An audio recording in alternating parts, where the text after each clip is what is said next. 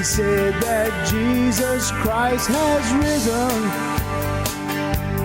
and he is the open door.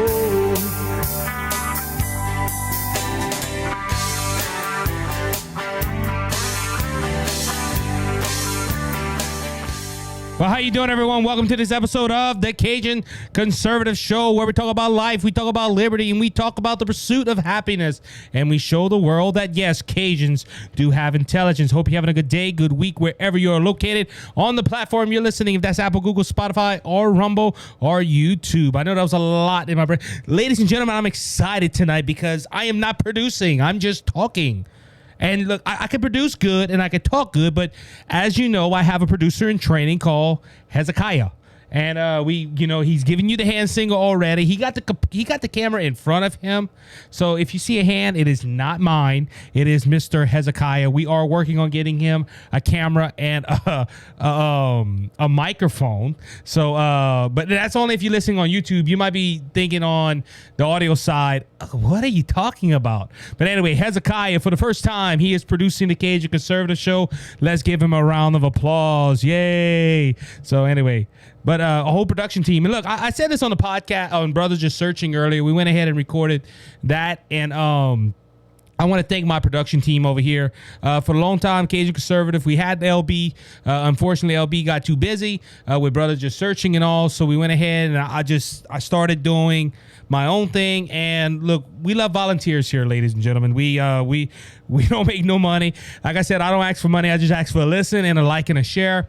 And but the Lord has blessed us with my good friend Hezekiah, and he wants to be used by the Lord, and he has helped us out with Brothers Just Searching, and now he wants to help us out with the Cajun Conservative. Hezekiah, you appreciate it. Also, LB's in the house. LB, thank you for what you do. It's a blessing and an encouragement to us here at Brothers Just Searching. Again, if this is your first time, welcome to the Cajun Conservative family. Please consider hitting the subscribe button, hit the follow button on the platform you are listening on. Please tell a friend.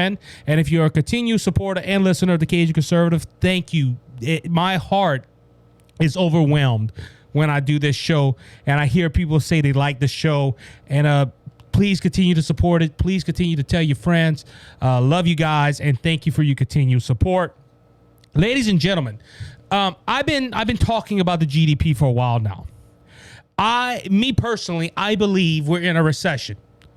And this might define it a little bit because this week, it was October 27th, that we had the Fox Business went ahead and put a report out. GDP increases in quarter three after months of declines. Hear what that means for you. I am not a business person. I help run a business, but I'm not into business management and everything like that. So Fox Business helps out a lot. And the gross domestic product, the GDP, increased by 2.6% in the third quarter of 2022, according to the first advanced estimate from the Bureau of Economical Analysis, that is BEA. Despite the growth, some experts warn that America will still face financial hurdles. The 2.6% increase is real GDP in the third quarter were broadly driven by customer spending, business fixed investments, and government spending. John Kane, a Mortgage Banking Association, MBA, Vice President and Deputy Chief Economist, said in a statement. However, spending on goods declined for the third quarter straight as households continue to pull back on some aspects of their spending. If you're struggling in the current economy, you could consider paying down high interest debt with a personal loan at a lower rate. And it talks about visiting the credit stores or whatever. Ladies and gentlemen, with this GDP, we do know inflation remains high. We also know that experts are warning a recession in 2023. Like I said, I'm not at this redefining what a recession is. A recession is a -2 GDP growth. And if that has happened the first and the second quarter, it was two negative GDP growths, and that means we're in a recession. But there's some in the media, there's some that are still saying, no, we're not in a recession. Now the GDP has grown. They say, oh, you see, we're not in a recession. We're in the third quarter. The first and second quarter decline, ladies and gentlemen, and they're trying to say, well, we're not in a recession. And the GDP estimates follow back-to-back economical contributors of a 0.6 in the second quarter and 1.6 in the first quarter. As I said, it went ahead and dropped, which spiked a debate over whether the nation was in a recession. I believe we're in one. The National Bureau of Economics Research defined a recession as a significant decline in economic activity that is spread across the economy that lasts more for a few months, in which it has. Aims this debate, some experts say they expect a recession to come in early of 2023. Now, ladies and gentlemen, the White House and the left don't want to talk about a recession, especially it is October 30th that we record this episode. This is going to release on Halloween on October 31st. That only gives us 2 weeks. Producer Hezekiah or LB, is it? I think it's 2 weeks to the midterms, correct? Because November 8th. Maybe a little under a week, give or take. But we're only a couple of days away till the midterms. And ladies and gentlemen, these numbers that are growing up, they're talking about how good the numbers are, how the economy has grown. But in reality, if you look at the report, inflation is still high, and experts are warning of a recession in 2023. Ladies and gentlemen, we're already in a recession. I said this right when the negative GDP growth was the second time. We're in a recession.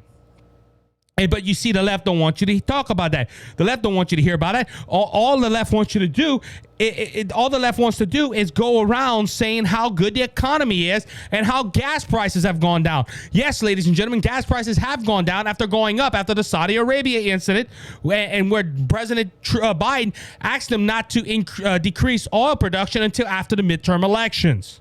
We will not let you forget about that, ladies and gentlemen. But this article reads, this was written on October 27 of 2022. President Biden and the top White House officials have loudly celebrated declining gas prices in recent days, even as other energy prices are expected to rise throughout the winter. Biden and Ron Klain, the White House chief of staff, has posted multiple tweets taking credit for recent price decline at the pump. White House Press Secretary Karine Jean-Pierre said gas prices have come down thanks to the president's actions. Now we got to go back this again, ladies and gentlemen. When gas prices go up, it's Saudi Arabia's fault. It's the Republicans' fault, or it's somebody else. But when gas prices go down, that is because of the president's actions. Ladies and gentlemen, don't that sound hypocritical? They're running around saying the GDP has gone up, so that means our economy is getting better. And now they're running around because gas prices have gone down. We see gas prices here came down $1.25 because of the work that the president has done, Jean-Pierre remarked Wednesday at a press briefing. Let us not forget the Inflation Reduction Act that only Democrats voted on, and that's going to lower health care costs, that's going to really put in a great effort of fighting climate change, also lower energy costs. Ladies and gentlemen, she forgot to mention one thing, the inflation. This Inflation Reduction Act, we already proved, will not bring down inflation, ladies and gentlemen, but the White House is bringing this out. Let's go back to the economy. Biden highlights great economical report ahead of midterms. Things are looking good, ladies and gentlemen. I'm going to stop right there just with the title of the article. Are you better than you were 2 years ago? Are you better than when President Donald Trump was in office? Of course you were. You're not. And any full-blown idiot would tell me, yes, we are. I want to see the proof. I have a microphone standing right across from me. If you want to prove me wrong, come and stand across from me and debate me on these microphones. But according to the president, things are looking good. President Biden taunted Thursday. This was written on the 27th as well. President Biden taunted Thursday's positive economical report, which is not really a good report, that shows the American economy is growing for the first time this year. See, ladies and gentlemen, that line right there, for the first time this year, the president says the economy is growing. Biden juggled over the report to highlight a 2.6, and ladies and gentlemen, it went, I think, from 1.6 to 2.6, just 1% increase. And he increased before hopping on Marine One to travel to a campaign event in New York. The economy rebound comes after the U.S. economy shrunk for the first 6 months of the year, meeting a technical definition of a recession. Economists warned that the country is not out of the woods yet, however, and may face future economical downturn in the coming months. Biden was quoted, "Great economical report today, the GDP report. Things are looking good," Biden told a group of reporters before moving towards the helicopter. Ladies and gentlemen, things are looking good. It just so happened that they did enough to get the GDP up right before the midterm elections. Ladies and gentlemen, this is what this is about, the midterm elections. It's kind of funny that all this stuff happened. They did. And look, I have a good friend, and we're planning on having him on the podcast. We talk about inflation. The only way you get inflation down and kind of balance everything is to rise interest rates, in which they're planning on doing again. But according to Biden, this is good news. Now, in that clip, Biden went talking about gas prices. They bring in how gas prices went down. President Biden said during a Thursday speech that prices of gasoline was over $5 when he took over, despite the actual average price of a regular gasoline being $2.39 a gallon nationwide. This was when he went to New York for a campaign stop. Biden said the comments during the speech on CHIPS Act in Sarasota, New York. The most common price of gas in America is $3.39, down from over $5 when I took office, Biden said. We need to keep making that progress by having energy companies bring down the cost of gasoline, a gallon of gas, that reflects the cost of paying for a barrel of oil. However, the national average price for a gallon of regular gasoline in the week ending January 25th, 2020, shortly after Biden took office, was $2.39, according to the data from Energy Information Administration. The average price for a gallon of regular gasoline didn't hit $5 until June 22nd, which was well over a year Biden took office. See, ladies and gentlemen, now he wants you to think, hey, gas prices is going down, and this is the lowest it's been since I took office. It was even higher before I took office. Was this a goof? Was this a mess up by Biden? Possibly. He does them all the time. But in reality, I think he really thinks people think that. He wants you to think that under Republican control, gasoline was over $5 a gallon, and it is proven wrong. It didn't reach that point until way over a year after Biden took over office, ladies and gentlemen. Now, why are they toting these numbers? Why are they bringing this stuff out? Because, ladies and gentlemen, they want you to think they're doing something. Look, ladies and gentlemen, let me just recap for you. Gasoline last June hit $5 a gallon, nation average, the first time ever in American history. We went to 2 negative GDP growths, which is defined as a recession. But they don't want you to think that. No, they're taunting. The GDP is good. The economy is good. Everything's looking good. Keep Democrats in office. Oh, gasoline is going down. Ladies and gentlemen, we were paying, and I quote Louisiana because that's where I live, and that's where I pay gas. We were paying $1.79 a gallon here in the South. We weren't paying no $3 like we're paying now. That came after Biden took office. Now, as I was saying earlier, and some people might argue, well, Isaac, isn't that good news that gas prices is down and that the GDP number is up? Not necessarily. Fox Business. New GDP numbers not nearly as positive Biden's White House spin. Here's why. The latest data from the Department of Communication shows that the economy, as measured by gross domestic product, or the GDP, grew 2.6 from July through September.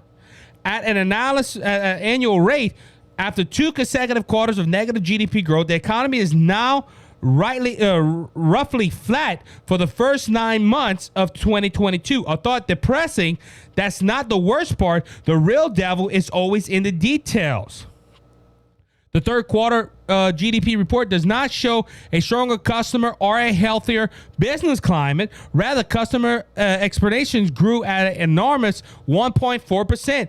The business investment fell for the second quarter in a row, dropping 8.5%. These two categories combined for a decrease of 0.62% points of the GDP, while government spending grew. Who thought?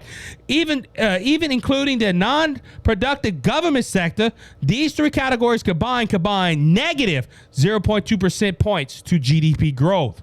So from where all the growth comes from? The category called next export. This is the total export minus total imports, and the common call the trade deficit is shrunk substantially in the third quarter and then added to the GDP. So, ladies and gentlemen, one area added to all that growth, but everything is still falling. Now, ladies and gentlemen, you can be the judge of what I'm saying here, but this report is not good. See, overall, what the Democrats want you to look at, they don't want you to look at the fine numbers. They want you to look at the overall. GDP grew. It grew to enormous 2.6%. Our economy's looking good. Our economy's looking great. But if you look into the details of the report, health is declining, and the customer spending is declining. Ladies and gentlemen, we're getting into the holiday season. As you listen to today's Halloween, there should be candy flying all over and people buying costumes.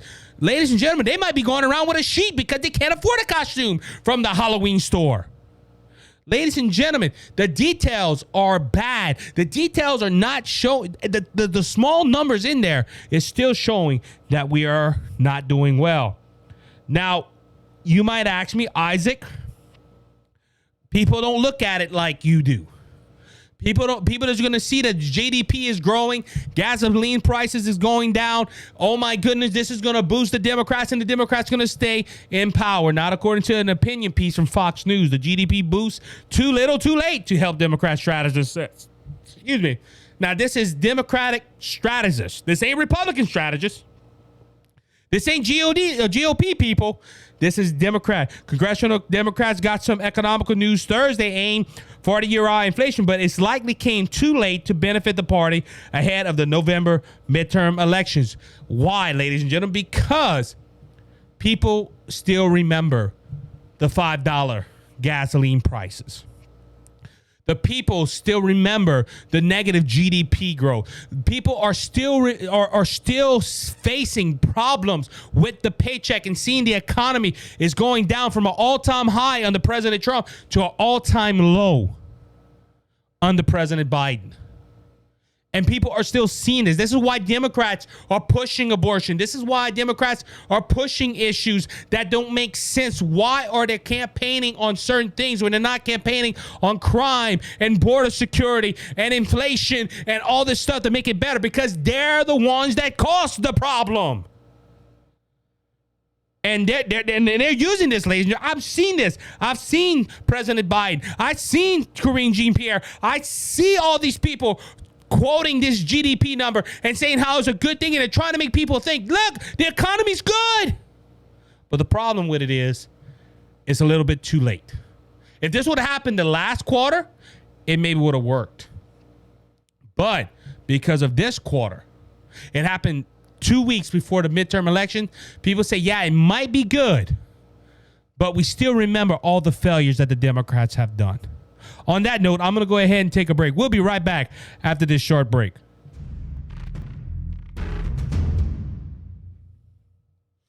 How you doing, everyone? Isaac here. I'm the Cajun Conservative, and I want to thank Brother Lanny Hayes from Hayes' Dump Truck Service for their generous support of the Cajun Conservative and Brothers Just Searching. Hayes' Dump Truck Service serves the Lafayette and surrounding areas. If you have any job that you need done, like cleanup or hauling material to your job site or your home, we haul limestone, we haul sand, we haul topsoil, any type of material you need. If you're in the Lafayette and surrounding areas, please call Brother Lanny Hayes at 337-852-8043. Remember, Hayes' Dump Truck Service, where Jesus is Lord of the company. Cleansed and made us whole. Not one hoof, not one soul. All right, everybody, welcome back to the second segment of the Cajun Conservative Show. Ladies and gentlemen, Luke Bryan is in some hot water. That's right, ladies and gentlemen. And look, I write my stories. I found a new way to write stories and to get stories in together and organize them. And I wasn't planning on talking about this, but this happened this Sunday, yesterday. Luke Bryan has got the liberals up in storm. Now, I've heard some of Luke Bryan's songs there. Some of them all right. Some of them, I don't know. But the reason liberals, they took to Twitter. Now we're going to talk about Twitter in the third segment with Elon Musk. But the left took over Twitter to talk about country star Luke Bryan, Why, you may ask? Because he brought Ron DeSantis, the governor of Florida, on the stage during his show on Friday. And they were talking about, I think it was some release. Let me see. DeSantis, who is currently up for re-election, was met with a defending wave of sound as he walked on the stage, according to the video shared. And apparently it was something to do with a cause that they, they're trying to do for hurricane victims. But the left, ladies and gentlemen, really just went berserk, like one saying, hey, reminder to self, cancel Luke Bryan. Now, ladies and gentlemen, this is the thing. Half of these people, I don't know what Luke Bryan's stance is. I can kind of say he's kind of conservative, because if you listen to his songs like Hunting and Fishing and Loving Every Day, if you listen to that song, he's talking about hunting and fishing and loving God and doing country stuff. Now, this is a Georgia, if I'm not mistaken, a Georgia boy. He's from the South, ladies and gentlemen, so he believes in all this. So could he be conservative? We can just think he might be, but he asks Ron DeSantis to come on the stage, and ladies and gentlemen, the left went berserk because he had Ron DeSantis on the stage with him and cancel Luke Bryan for just having a man on the stage. Now, you think that's reasonable? Do you think that's really something to go on? I'm just asking a question, ladies and gentlemen. Just, asking a question and just wondering about it. Now, Luke Bryan has replied, and he said, I typically don't respond to stuff when I'm getting run down on social media platform, but here's the deal. I understand Governor DeSantis is a very populated figure, but I grew up in the country where if a governor asks you if they can come and raise awareness to help victims of a national disaster, you help. I generally stay out of politics throughout my career. I knew people who would chatter about this, but for me, the most important piece was if I'm going to come back, there's a few weeks after a long portion of people have been affected by a national disaster in a state where people have been good to me.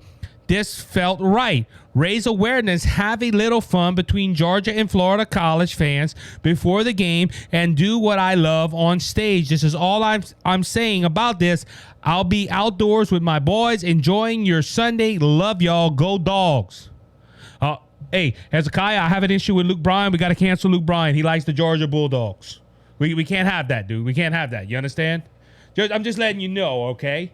So, hey, how good I'm on my time? Because I noticed the clock didn't go off. Okay, good. Just keep me reminded of that. All right, so, now, but ladies and gentlemen, why did Luke Bryan have it on? Is to make awareness of the hurricane victims. But ladies and gentlemen, the left don't care about that. The left don't care that that people want to make awareness for a national disaster. It's just, hey, let's cancel him because he put on stage a Republican. That's why the left is upset, ladies and gentlemen. Now, look, if Luke Bryan would have did this, let's just say in New York with Kathy Hochul, I don't think you hear nothing from the right, because it's for a cause. Let's use my state, John Bel Edwards.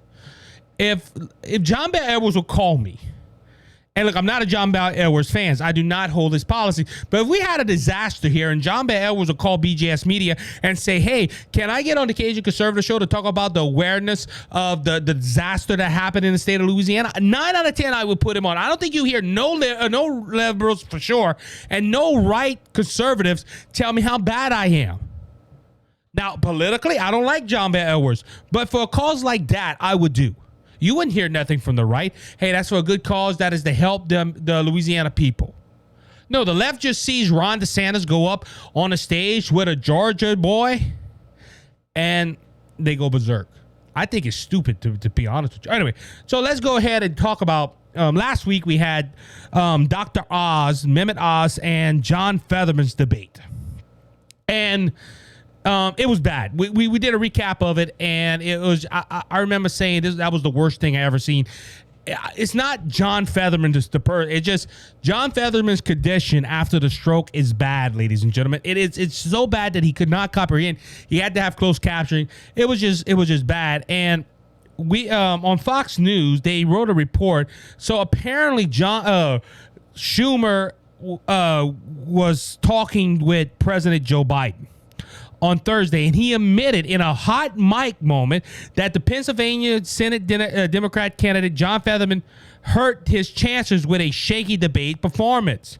And this is Schumer's quote: "It looks like the debate didn't hurt us too much in Pennsylvania as of today." So he's saying as of today, we don't know. President Biden on the tarmac during Biden's trip to New York on Thursday. So that's good, he said. Now, he also talked about other Senate races, and he talked about one in particular where he said he don't know if it would do good. Now, I think he was talking about the Senate Georgia race, and this is from Breitbart. Let's go ahead and read this.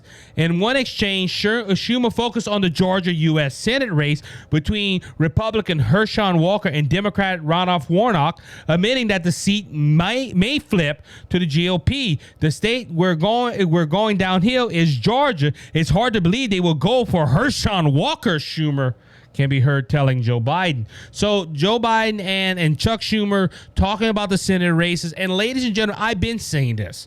Ladies and gentlemen, they're scared for the state of Georgia, and they're scared for the state of Pennsylvania. See, Pennsylvania is not really that bad. There was a Republican already there. So if they lose that seat, they're not losing a seat in the Senate. If they would win it, they would just gain a seat. But they will still have that 50-50. The vice president can make decisions. And ladies and gentlemen, it's getting scary. It is getting scary for the Democrat Party because now they're thinking they're going to lose Georgia. And they just won Georgia 2 years ago. It wasn't like this was, they had Georgia for years. They just got Georgia 2 years ago. 2 years ago, Georgia was red, ladies and gentlemen. Georgia was bright red, and it flipped to 2 Democratic seats back in 2020. Now, I have my theories. I will not quote them on here, but we just have to. But now they're scared. And did you hear how Chuck Schumer said that in his quote? He said, "I can't believe people would vote for Herschel Walker." Oh my goodness. Ladies and gentlemen, their candidate ain't the brightest knife, ain't the sharpest knife in the drawer, and he ain't the brightest bulb in the house. Ralph Warnock has just been a pawn for the Democrat Party. I think he loses this race, and these races are so tight. We're just a few weeks away, and for Chuck Schumer to say that he's scared of the polling in Georgia, it's kind of shaky. All right, so some of the biggest news. Unfortunately, Nancy Pelosi, and look, I'm going to quote this because I know what the left is going to do. Thank you, sir. I know what the left is going to do with this, and they already started. But a few days ago, and this was done on Friday, which would have been the 28th of, I believe, the 28th of October. News articles broke, and breaking news came out. Nancy Pelosi's husband, Paul Pelosi, was attacked by suspect David DePape. That's a weird name. DEPAPE. DePape. I guess, I don't know. What you think, Hezekiah? You don't know either. All right. Who shouted, "Where is Nancy?" The sources. The husband of House Speaker Nancy Pelosi, Paul, was assaulted with a hammer early Friday inside of his San Francisco home by an attacker identified by police as David DePape, who a law enforcement source tells Fox News was shouting, "Where is Nancy?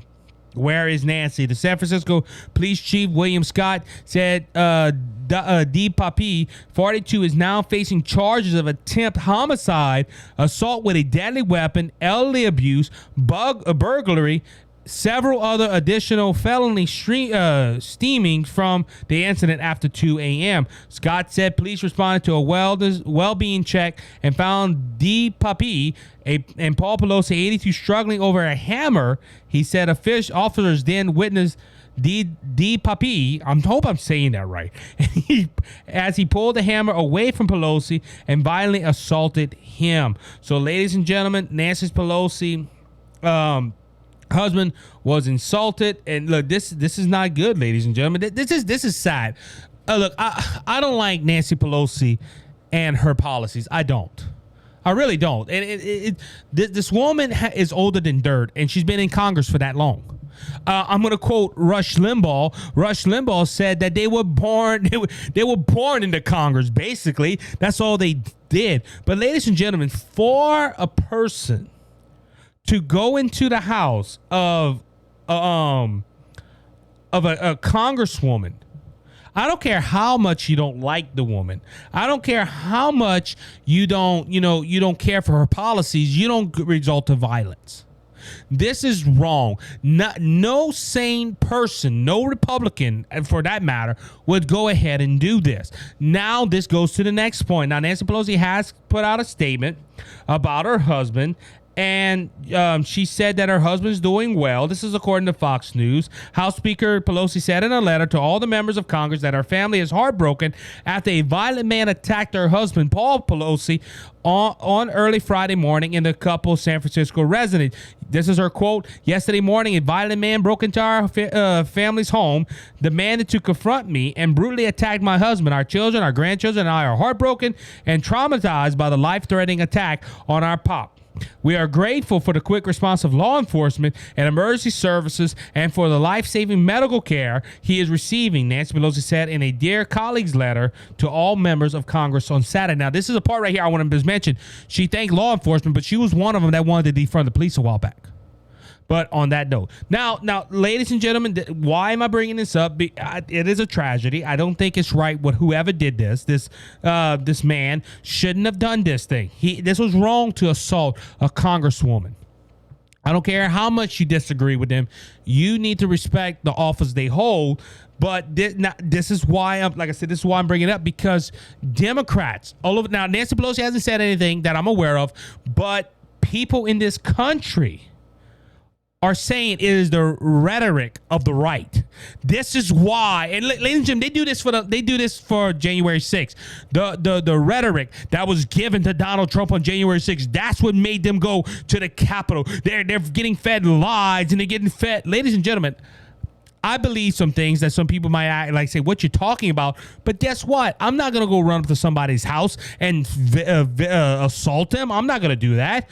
But Democrats are using this, like Christy Smith, a Democrat running for Congress in California, says that her opponent, Representative Mike Gutierrez, a Republican, owes Paul Pelosi and his family an apology after 42-year-old David DePapri allegedly attacked the House Speaker's 82-year-old husband at a San Francisco home early in Friday morning. I'm calling it what it is: radicalization and violence from extremists.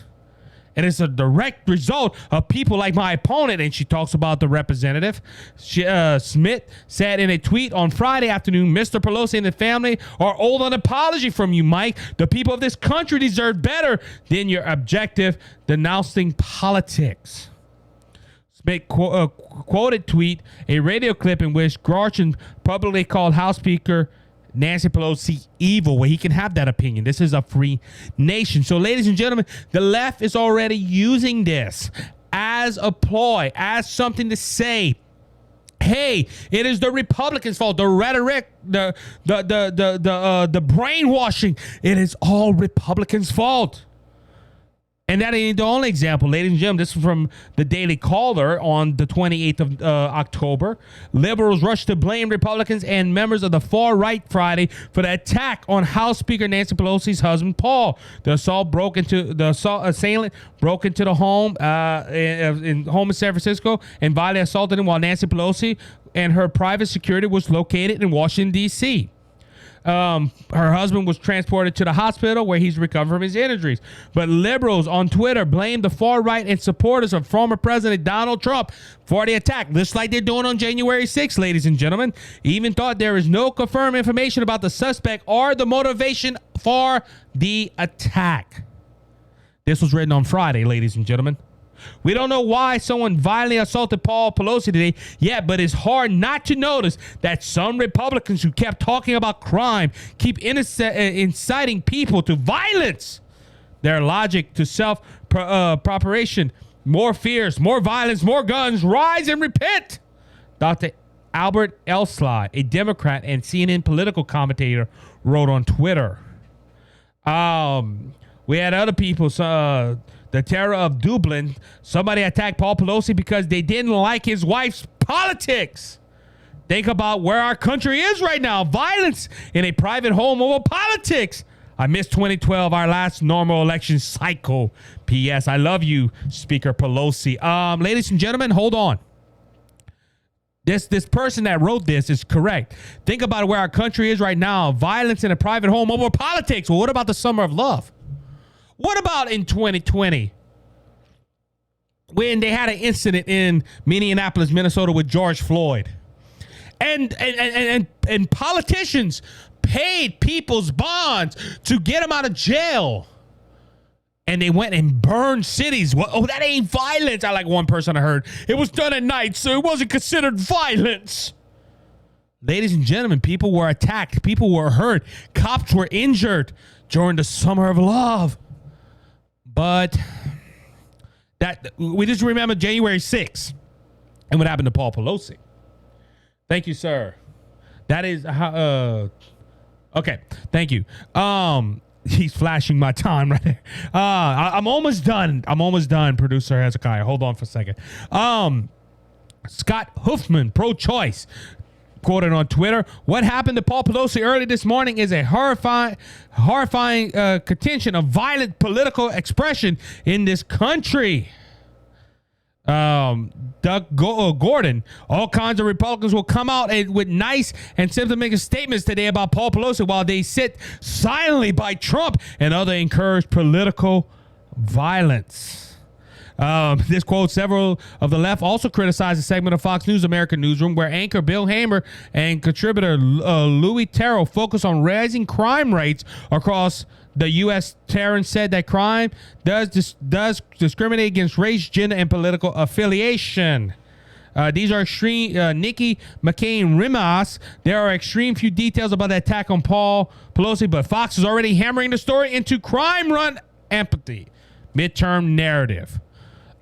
Ladies and gentlemen, this proves, I don't know what she's talking about. This does prove that crime is in America, rising in America. But ladies and gentlemen, don't you see how the left is doing? No facts whatsoever saying that this man was a Republican. This man was a right winger.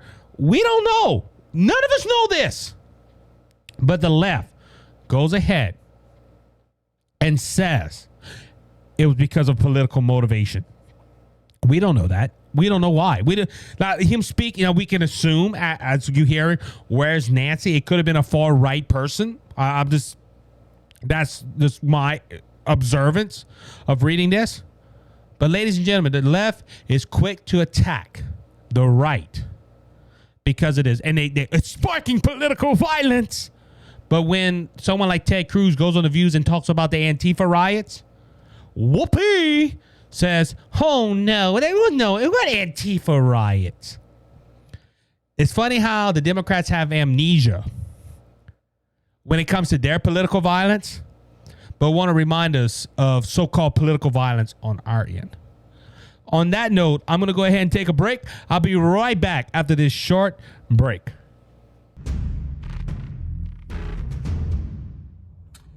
Cheers and good on you, boys and girls. My name is Scott Ford, and I have a show on Rumble. It's the Scott Ford Show, all in one word, the Scott Ford Show, and it's on Rumble. And I also have a motivational success show on YouTube.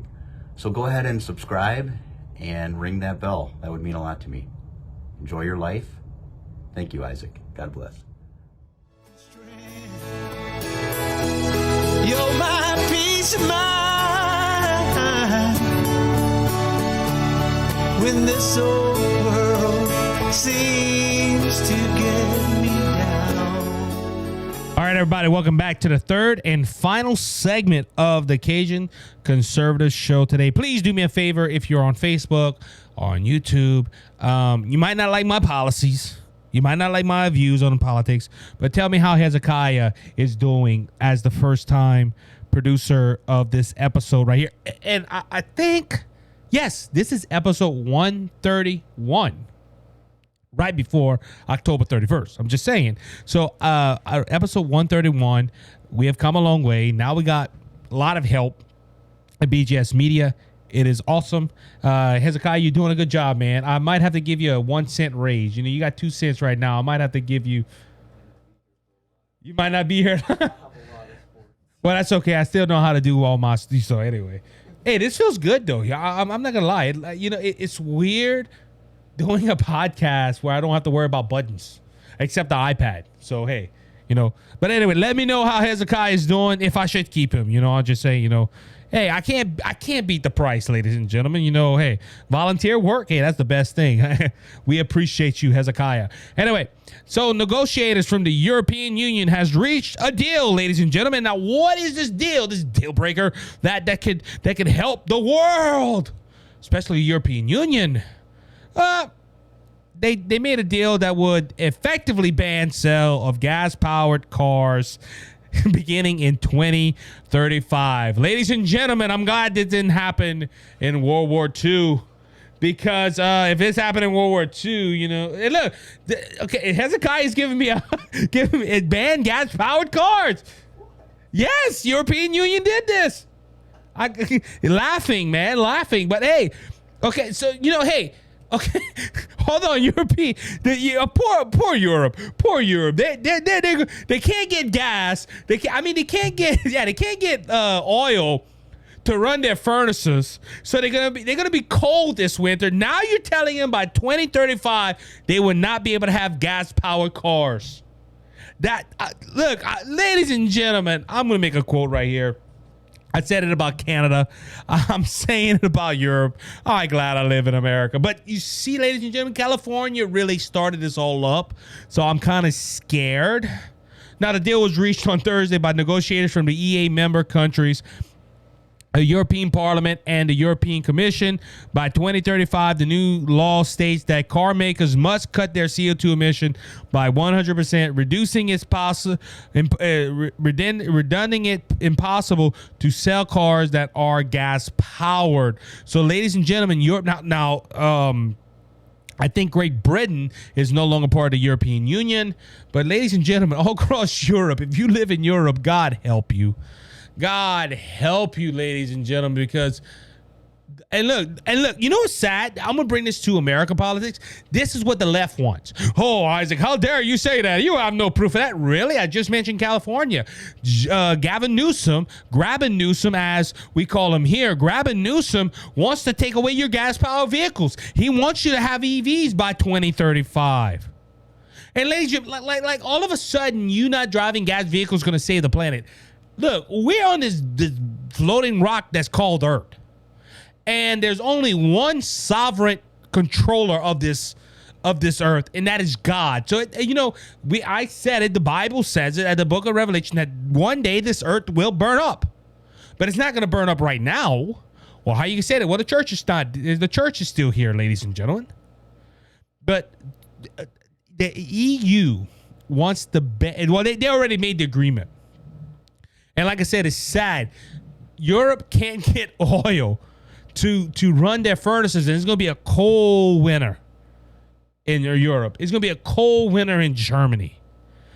But they want to go ahead and take away the gas-powered vehicles. Ladies and gentlemen, there's something behind this. Mark my words, there's something behind this, ladies and gentlemen. Also, we're going to go ahead and talk about Oregon. This election cycle isn't just for politics or governors. According to Fox News, strict gun bill on Oregon's ballot will cause greater risks of violence, harmful to public safety, critics warn. Gun control opponents worry that a Oregon ballot measure will make their communities less safe, since police agencies will be forced to fund and operate a massive permit to purchase program. This is the most extreme gun control measure in the country.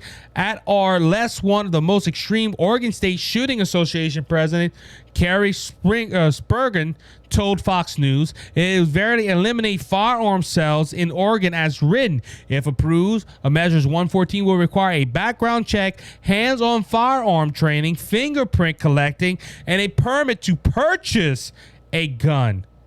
Police will be required to maintain an electronic searchable database of all firearms permit. The measure would also outlaw ammunition magazines' compatibility of holding more than 10 rounds. Now, ladies and gentlemen, I want to bring to your attention, Canada went ahead and banned handguns. Oregon wants to go ahead and do all these measures, and this just proves my point, what I told you last time we were together, that every Democratic, leftist-leaning, socialistic person in the Democrat Party wants to ban guns. Ladies and gentlemen, this measure would virtually stop all sales of just not handguns, but guns in particular. Now, ladies and gentlemen, I don't know why. When this comes law, this will go to the Supreme Court, and the Supreme Court will shut it down and shoot it down, because guess what? It has happened already in New York, where the New York governor wanted to ban certain firearms and do limits on magazines and everything. And guess what? It was shut down. And ladies and gentlemen, if you in Oregon, please shoot this thing down, ladies and gentlemen. Now, we know the leadership and the state of Oregon is mostly Democrat. But look, I don't know why. Oregon is more conservative. It's like California, but the conservative parts of California are more. It's just cities like Seattle, but Oregon is a frontier. In my opinion, and if you look at it, it's more of a frontier state. I don't know why they want to stop guns, especially Oregon has hunting and has all that stuff. Now, the opponents of this, of people fighting for this, not the opponents, the people for this bill would say, well, we're not taking guns away. You just got to go through a background check. You just got to go ahead and get fingerprint. You just got to go ahead and do this. You got to get a permit. Hey, ladies and gentlemen, this is to stop gun sales in the United States. And ladies and gentlemen, like I said, look, this is violating the Second Amendment right. And people in Oregon, you need to be aware of this. You need to be aware of this bill. This bill is dangerous. This bill will take away your right, your Second Amendment right. And I think if this bill passed, somebody will sue and it will go to the Supreme Court, because this does violate your Second Amendment right, because it is your right and your privilege to bear arms. I've already talked more about the Second Amendment than probably anybody that I'm aware of and I say that. There's Dan Bongino and all the other podcasters out there. They will go ahead and tell you, no, we talked about it as well. But ladies and gentlemen, the Second Amendment was not made for hunting. I'm just going to say that. The Second Amendment has a lot more depth into it than what you realize. And my friends in Oregon, if you are in Oregon, please vote this bill down. This bill will not protect you. Ladies and gentlemen, there is crimes in this nation. And look, ladies and gentlemen, this is just, I feel that this is wrong. And this is going against our Second Amendment right. And people in Oregon, you need to shoot this down as fast as possible. All right. So before I go on talking about Elon Musk, I don't know if a lot of people know of the 50s rock groups. Back in the 50s, Elvis Presley, Jerry Lee Lewis, Johnny Cash, Parkinson, I think it's Ron Parkinson, something of that nature. They came up with this new music that was coming out, and they called it rock and roll. Elvis Presley was, of course, the highlight of that era, but during the 50s, 60s, 70s, Elvis Presley was the king of rock and roll, but it had a lot of people around. Now, I am a Christian, so I haven't listened too much, but I like history of figures, and especially the 50s and the 60s rock and roll icons. I've done studies on studies on Elvis Presley, Jerry Lee Lewis, Johnny Cash, watched videos, read articles, and all that good stuff. But the last known rock figure from that era, Jerry Lee Lewis, Great Balls of Fire singer, passed away Friday morning. Now, I know of Jerry Lee Lewis because I follow Jimmy Lee Swaggart. Now you might be who's Jimmy Lee Swaggart? Well, Jimmy Swaggart of the founder and the evangelist and pastor of Family Worship Center. I know Brother Swaggart's grandson Gabe. Me and Gabe know each other when we see each other. It's I've grown up in that church. Some might say I went to their youth camps and everything, but we was always told about Jerry Lee Lewis, and I started doing research. And Jerry Lee Lewis wrote Great Balls of Fire, wrote variety of songs. I'm trying to think of that other one. He sung a whole lot of Shaking Going On. And all this stuff. He was indicted into the Rock and Roll Hall of Fame. He was indicted into the Country Music Hall of Fame. But he's related to Jimmy Swaggart, and he was the cousin of Mickey Gilley. Now Mickey Gilley also passed away early this year. But Jerry Lee Lewis, one of the original rock and rollers, I guess you could say, passed away. Now I'm going to bring out this point. On his Facebook page, his wife said the last words that he said was, "I'm going to see Jesus." Now, Jimmy Swaggart reported a while back, I think on his Message of the Cross, that Jerry Lee Lewis and Mickey Gilley both gave their life to the Lord, and they're gone now. So we don't know. I hope what Brother Swaggart says is correct. I hope they gave their life to the Lord and they lived for Jesus. Jerry Lee Lewis, last album he recorded was with Jimmy Swaggart, and it was the boys from Fairy Day, Louisiana. And Jerry Lee Lewis sung some hymns. Jimmy Swaggart, they did some songs together.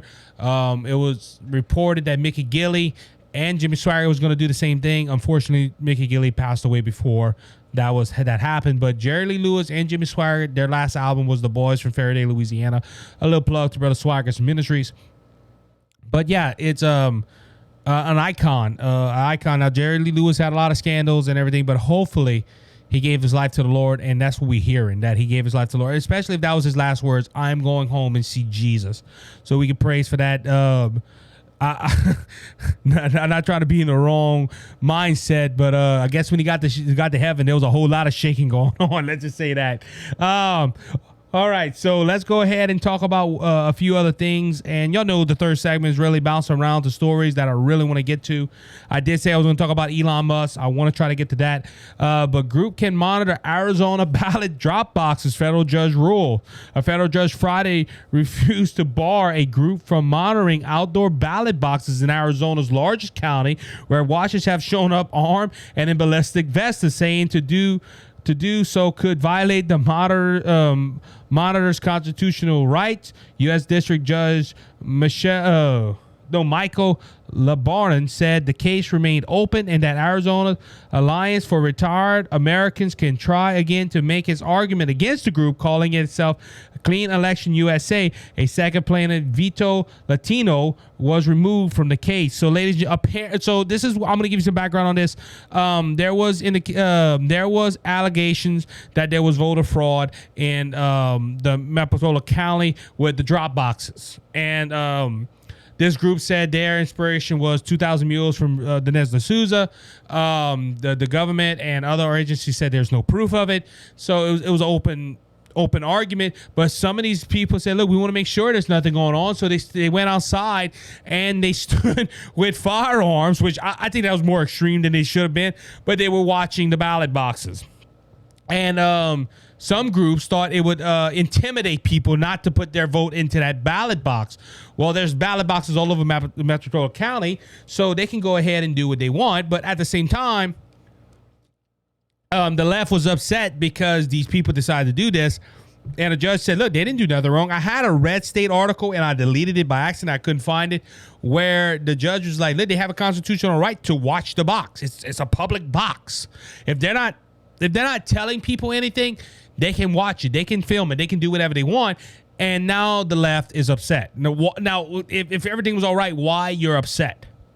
So, I'm going to let you decide that. I have my thoughts on that. But so a judge ruled that was constitutional right, and that is a win. Let's see what happens. All right, let's go to Elon Musk. I had to take my breath for a second. For a couple of minutes I have left. Elon Musk went ahead and took full control of Twitter, the $44 billion deal, went through. Ladies and gentlemen, this was last Thursday evening. The deal went through. He took over, and a source with knowledge of the matter told Fox News Business that Twitter CEO Parijs Algorins and CFO Ned Slagan and a couple of other, the head of political trust and safety, was fired on spot. Musk had accused the three of misleading him and investors over the number of fake accounts on the platform. The three were shuttled out from the building after being fired. People familiar with the matter told the Washington Post. Musk previously said he had planned to cut Twitter staffing from 7,500 to around 2,000 employees, a nearly 75% decrease. Twitter did not respond to the Fox Business request for comment. So, ladies and gentlemen, right off the bat, he goes ahead and fires the CEO, the CFO, and the head of legal policy, trust, and safety. So they're gone. They're gone. And apparently, Musk is doing what he said he was going to do. Musk said he was going to go ahead and make this a safe, free speech zone. I like Twitter, ladies and gentlemen. I got True Social, I got Parler, I got all of them. The reason I went to these sites, and I'm going to stay on these sites, but the reason I went to these sites is because I didn't like Twitter's censorship. And ladies and gentlemen, it's been proved by Project Veritas that the Twitter that we all know and love, it was full of the left. It was full of people that did want the voices to be heard. They were censoring people on the right. But now Elon Musk has come down. Now Elon Musk was good because he made Tesla. He was going for good in it. He was EVs and everything. But now he is the worst thing on this planet because he wants to go ahead and make this a free speech platform. And people have already tweeted out this. There's one tweet that says it looks like the gates of hell had opened. I'm going to try to find some more tweets. One Twitter user said, well, I should clarify that I'm not leaving until the platform becomes essentially unable or until I am banned. Whatever comes first. If he does what he says he's going to do, I don't see how Twitter will continue to fluctuate. Dan Rather with this Twitter thing maybe changing consistently. A question I am asking: should I stay or should I go now? If I go, then there will be trouble, and if I stay, there'll be double. So come on and let me know: should I stay or should I go? He's trying to use Dr. Seuss, Joyce Alice said, so just to be clear, I'm not leaving Twitter, but I'm that girl who always likes to have an alternate way to stay in touch with friends just in case. There's a lot of tweets, ladies and gentlemen. A lot of the left it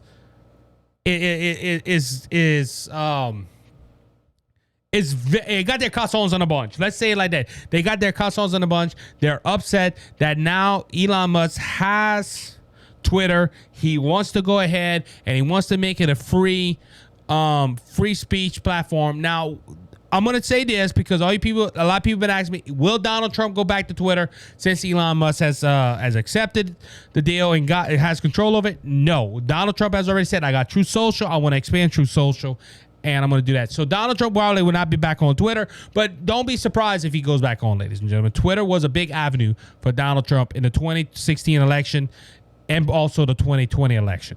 So we'll just have to see on that. On that note, I want to thank you for listening to the Cajun Conservative Show. It's an honor and a privilege to spend a little bit of time with you today.